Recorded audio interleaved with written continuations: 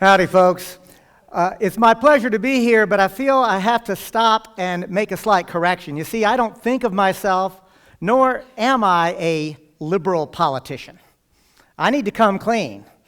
I'm a straight-up revolutionary, y'all. I don't make any bones about it. Now, don't get alarmed. I'm a nonviolent revolutionary, but I am, in fact, a revolutionary. You see, I'm a revolutionary because I believe we must restructure this society. I don't believe that we can get to the world that I want to live in, one that's based on peace and justice and democracy and ecology, sustainability. We can't get to that world by tinkering at the margins of a fundamentally racist, sexist, class-oppressive society. And if that's not bad enough, the huge transnational corporations are literally going to destroy the planet that we depend upon for life itself if we don't interrupt it. How am I doing so far? Just wanted to make sure I was in the right place. You see, I always like to say that I'm a revolutionary for two very important reasons. Number one, because it's true, right?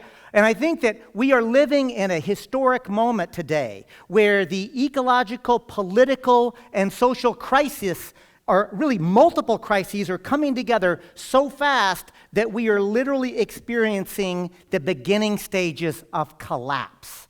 We are in a full-blown crisis. But don't get too alarmed about that either, because I want to remind you that in the Chinese language, where they use symbols for words, the symbol for crisis is also the symbol for another word. Anybody know it? Opportunity. That's right. We are literally living in a moment of opportunity where we could literally imagine restructuring society so that everybody has enough, right? We could literally do that. So I say I'm a revolutionary because it's true and because I think that we need radical honesty to talk about the reality that we're facing. And the second reason I say I'm a revolutionary is because I'm looking for others. Huh? I'm looking for others. We need to find each other. And if, like me, you believe we need to restructure our society, but you haven't yet given yourself permission to admit that you're a revolutionary, here's your chance. The reality is that if you have been with me so far on this conversation, you too are a revolutionary, and embrace it. Right? Revolutionaries are the people who are able to imagine and envision a completely different world. So I do believe that I am a revolutionary. I know I'm a revolutionary. I want to restructure this society because I want to be clear. This society is, in fact, based on a narrative that I don't like.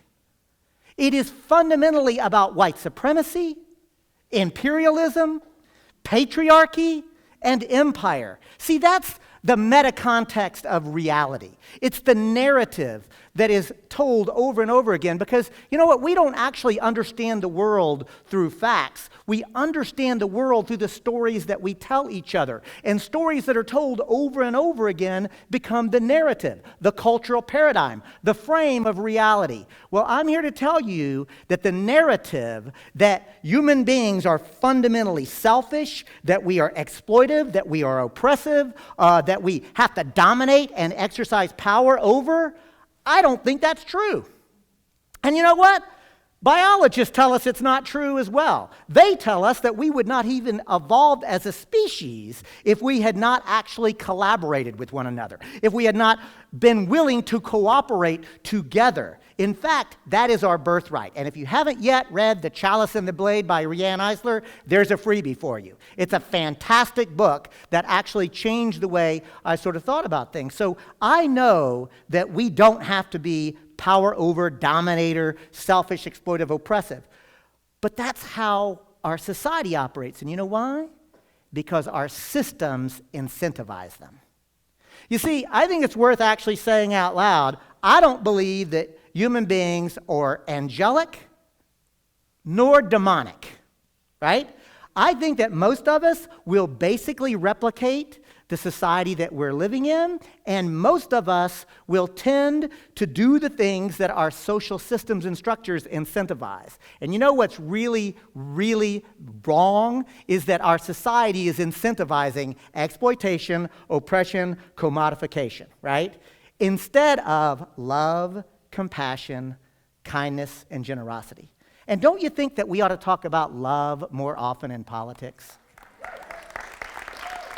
I mean, that's what we say that we want. Isn't that what we teach our children? It's what my mama taught me. And I want to share with you probably one of my favorite stories.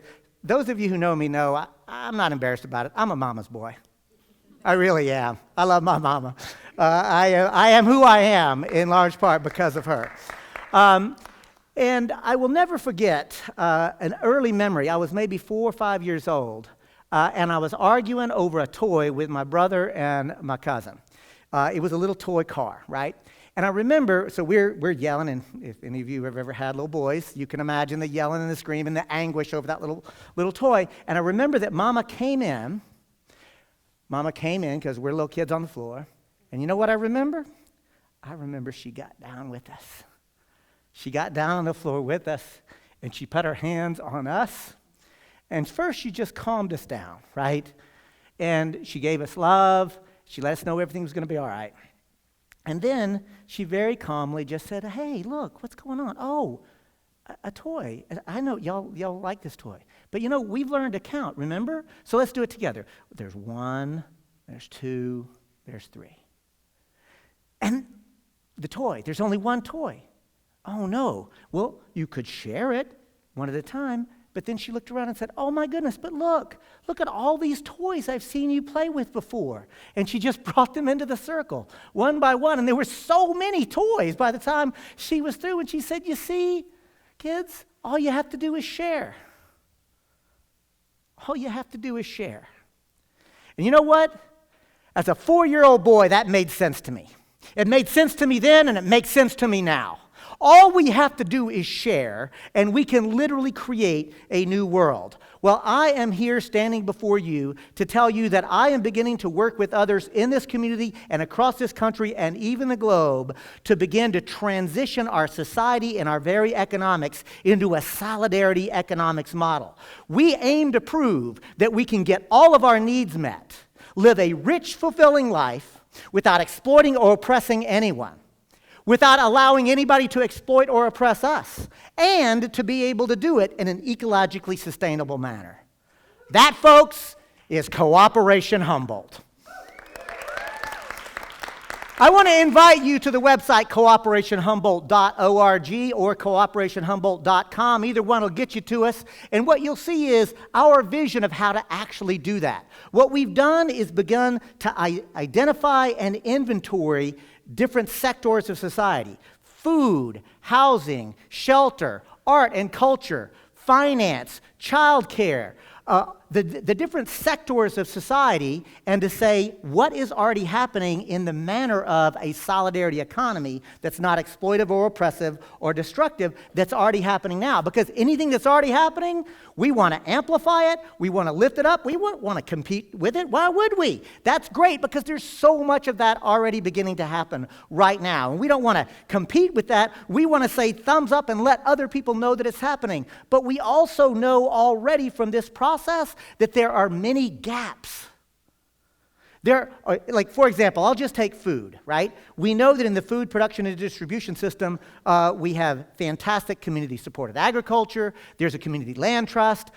There's a number of things that are we've got a food co-op here. There's all these wonderful things. But you know what we don't have? A food forest. I want you to imagine for a moment that all of the public spaces in Humboldt County are fruit trees and nuts, and that kale, instead of ornamental shrubbery, is being grown. Imagine a food wall in Arcata or Eureka or Fortuna or any of the places where, and by the way, the food wouldn't be charged, it would simply be free. What I'm telling you is this: we can do that. That is possible. And I want to conclude by giving you the metaphor of the butterfly, because we know that the butterfly begins actually as a caterpillar.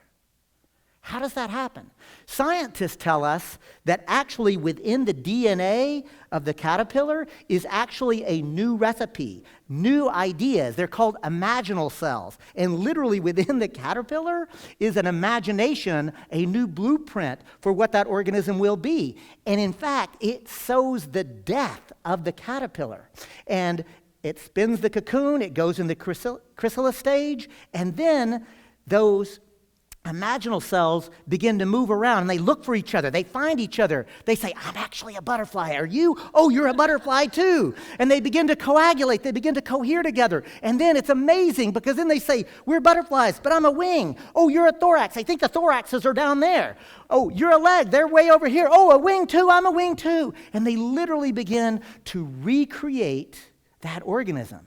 The imaginal cells have a new vision for what that organism should be. So what I'm suggesting, friends, is that we actually have within us the imagination of a new world. It's actually part of our DNA. The idea of cooperating and sharing and doing it together and having a society, that actually is our birthright. It's been stolen from us by a white supremacist, patriarchal, capitalist society, but it is within us. And I want to suggest this.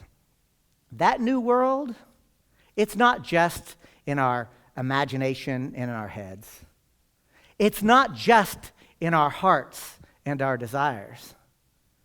That new world is literally in our hands. We can create that world together. It can be peaceful. It can be socially and racially just. It can be ecologically sustainable. And it can be genuinely democratic. We are sharing power with each other and collectively making the decisions together. So I invite you, if this makes sense to you, come and talk to me. Come and talk to Cooperation Humboldt. Talk to each other. Let's find each other together. Let's have the conversation. And let's create that world together. Peace.